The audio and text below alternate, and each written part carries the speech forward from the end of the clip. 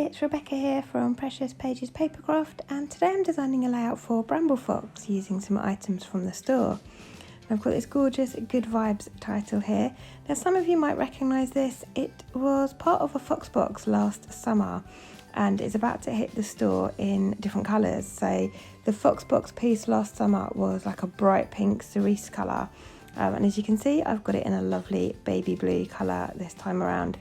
So I've gone for a monochromatic look to my layout today. I was inspired by obviously the colour of the title, but that colour also features in my photo. My little boy is wearing a shirt that's got stripes across it in different shades of blue.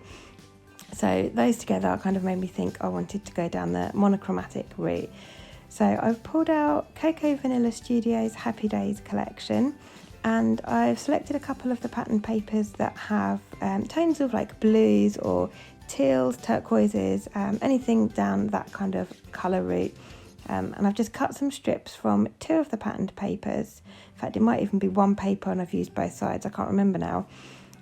But yeah, I've cut some strips and made them look like kind of starburst designs, so almost elongated triangles, and then I've just snipped the pointy ends off to make life a bit easier. And I'm going to have them going diagonally through my photo like so, in a starburst design.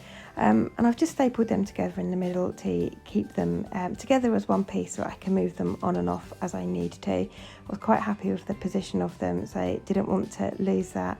I have a habit of nudging my layouts as I'm sort of piecing them together and knocking everything out of place. So I've stapled those in place so that they don't move. I fussy cut some of the flowers from one of the patterned papers. I've gone for blue and orange at this moment because obviously my little boy's skin tone is quite peachy in the photo, so I thought some peachy orange flowers would look quite nice. But I actually changed my mind about those and decided to scrap those and stick with the blues. They just didn't look right, weren't working for me, and I didn't really want to put anything else orange into the layout, so they just looked a little bit out of place. Just going to go through the die cut pack now and pull out some bits that I think might work. Again, just looking for blue tones. I pull out I think a flag and a pinwheel, some butterflies, some little tags. And as you can see, I've got that black and white frame at the top right of the screen there. I'm actually going to add that behind my photo, but my photo was larger than the frame itself and I didn't want to sort of frame my photo with it, so instead I've torn it in half and I'm just gonna layer it underneath my photo, kind of staggered and at an angle sticking out, so it's not really a frame anymore. It just adds a little bit of something behind my photo in the opposite kind of diagonal line to those patterned papers, so it just almost fills in those gaps a little bit without me going too heavy on the embellishing. So the layout's coming together really quickly, which is what I like. Sometimes it takes me hours to create a layout, and then I'll get ones like this that take sort of 30-40 minutes. It just happened to be one of those days. But I've decided that I want to distress the edges of those bits of pattern paper now that I've stuck them in place, obviously. So I'm just using the edge of the blade of my scissors for this. You can also use an edge distressing tool. Mine's going a little bit blunt at the moment, I need to get a new one, but the side of my scissors works just as well. So I'm just doing that to all these pieces, and then I'm actually going to run them through my sewing machine and add a line of white stitching down the centre of each one to hold them in place. I love adding machine stitching to a layout, just it's another texture on the page and I find it brings a little bit more interest. And I really enjoy stitching, so it's a bit of a faff. I have to get my sewing machine out every time because I don't have the space on my desk to keep it out, but I do like the effect it gives, so well worth the effort in my opinion.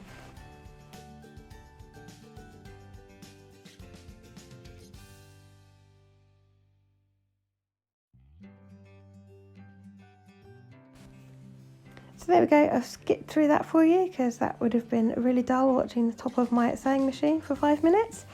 But each of those are stitched in place now, and I've continued the stitching through the pattern paper and out into the white space a bit as well, just so that the stitching is visible and it just extends that design and adds a bit more interest.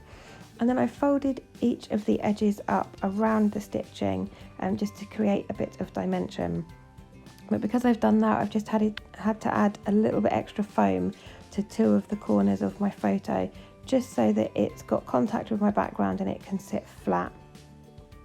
And that's just adhesive foam that I get from Amazon or the range. It's got a peel back on one side, so it's adhesive, and then I just add some double-sided tape or glossy accents to the other side. And I've used it here as well behind my title.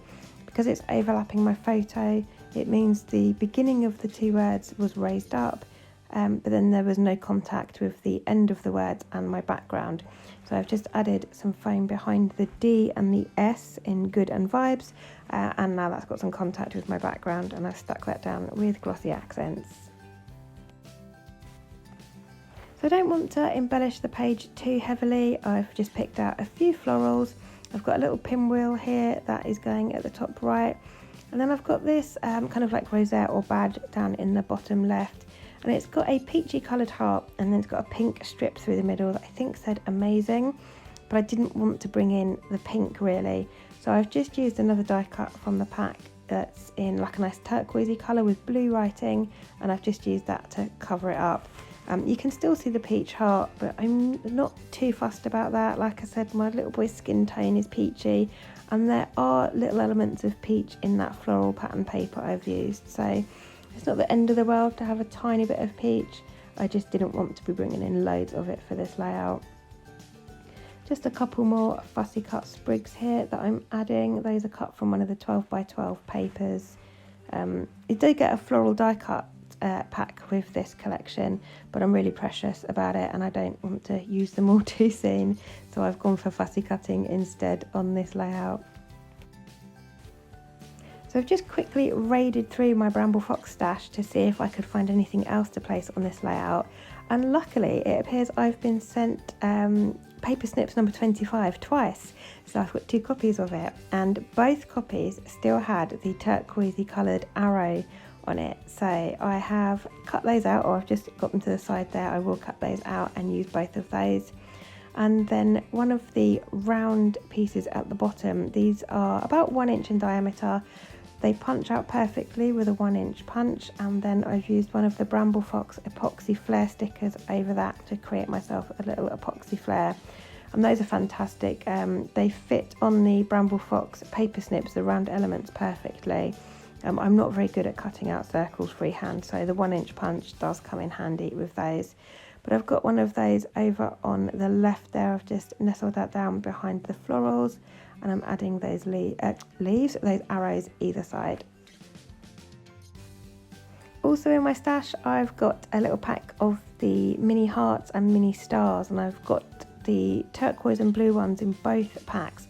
But I decided to go with the stars because I felt like the starburst design on the page was like sharp edges and squared edges, whereas the hearts would have been rounded edges, and that didn't kind of sit right on the page. I don't know, just in my head the stars went better. So I've gone with the stars, and I've added 4 of those on, just scattered around my sort of central cluster there. And that is me done. So thank you very much for joining me. I hope you enjoyed the layout and it gives you some inspiration. Like I said, I have used this piece before. You'll find that in a previous video, but it goes to show that you can use the same piece in different colours and create 2 completely different layouts. So do look out for this in the store. It should be hitting the store in the next few days if it's not already there by the time this video goes live. But down in the description box below you will find links to the Bramble Fox website, to our Foxbox subscription page, and also to our Bramble Fox Friends Facebook group. Do head on over and join us there, because there's loads of inspiration from not only the DT but also our members. We've also got our monthly challenge and also our weekly lives on Mondays, so head over there. But thanks for joining me, and I'll see you next time.